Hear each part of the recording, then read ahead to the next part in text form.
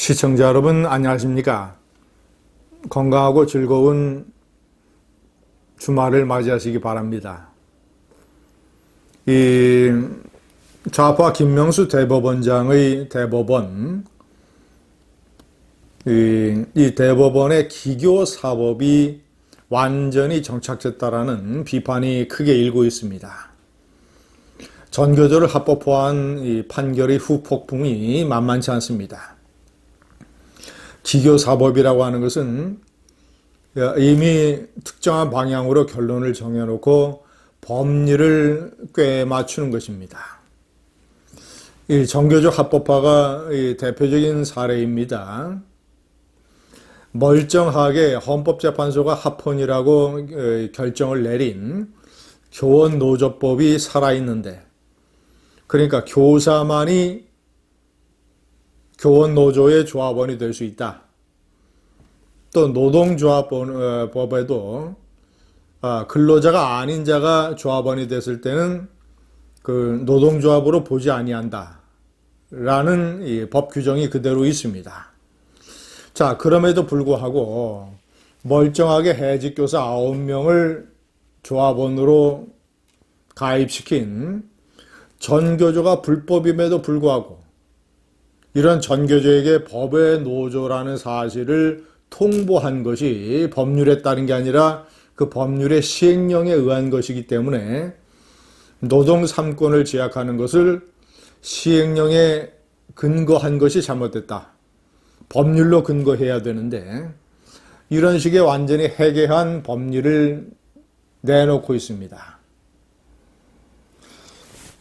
아버지 법률이 그대로 있고 그 법률에 따른 결정이나 판결을 단순히 통보하는 심부름 역할을 하는 아들 역할이 시행령인데 그 시행령이 문제가 있다고 해서 아버지 법률을 뒤집어 버리는 일종의 이런 이 하극상의 판결을 대법원이 내렸습니다. 기교사법의 사례는 이뿐이 아닙니다. 제가 두 번째 명기를 했습니다만은 이재명 경기지사에 대한 거짓말에 면죄부를 준, 분명히 TV토론에서 자신은 형의 강제 입원을 지시한 사실이 없다라고 거짓말을 했는데 이것을 아주 폭넓게 해석을 해서 상대방이 당신이 직권을 남용한 것 아니냐 라는 식의 질문을 한 것으로 해석을 할 수 있다고 해서 이재명 경기지사가 적극적으로 거짓말을 한 것은 아니다. TV토론에서의 거짓말의 양태를 상당히 관용적으로 해석을 해서 무죄를 선고한 것. 은수미 성남시장 선거운동 기간에 지역의 이 업자로부터 불법 자금, 그러니까 이 차량을 제공받고 이런 것으로 해서 기소가 됐죠.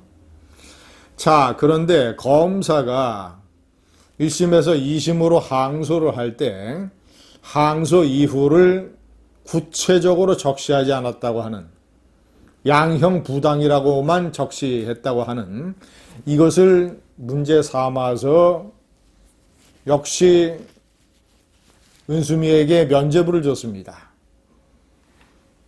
보통 일상적으로 검찰이 양형부당이라고 적는 이런 관례를 다 깨버리고 완전히 은수미를 위해서 새로운 하나의 또 관례를 만들어낸 것이죠. 이런 이 좌파에 대해서는 완전히 기교사법의 마술을 부리면서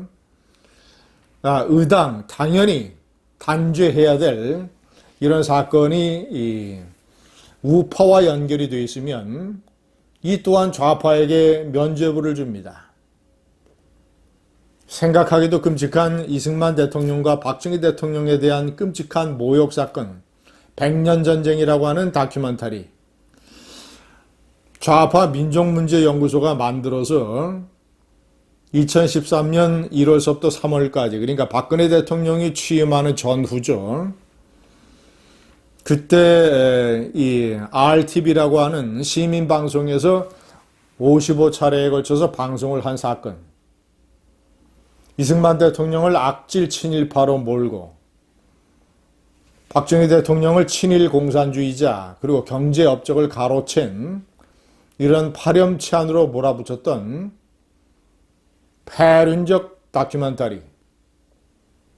자, 이것을 박근혜 정권의 방송통신심의위원회가 우선 내용이 공정성과 균형성을 상실하고 있고 많은 부분 국민들을 오도할 수 있고 그리고 표현이 저속하고 거친 부분이 많다. 이러이러한 이유를 들어서 제재를 한 것을 그 제재가 부당하다고 하는 판결을 대법원이 내렸습니다. 주요 내용에서 사실과 부합을 한다. 그리고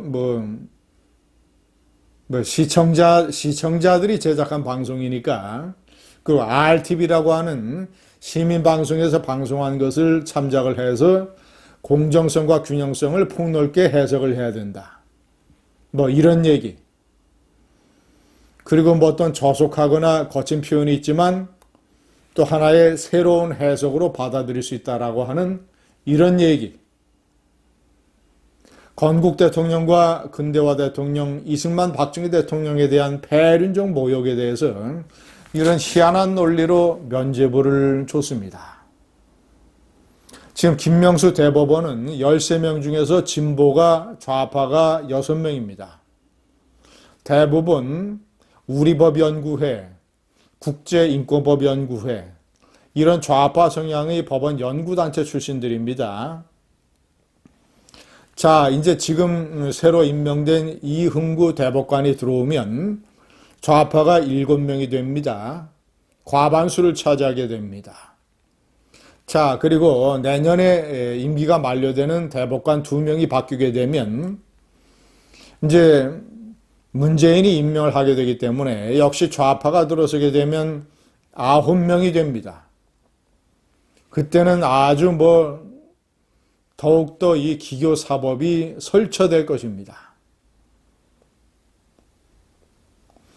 헌법재판소의 결정마저 뒤집어버리는 하극상의 이 김명수 대법원.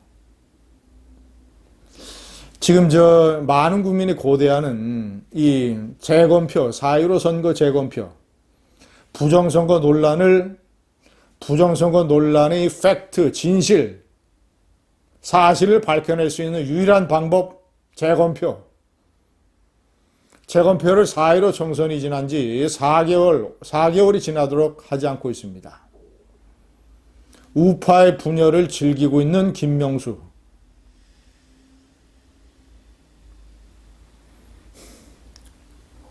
완전히 김명수의 대법원, 김명수 대법원장에게 묻습니다.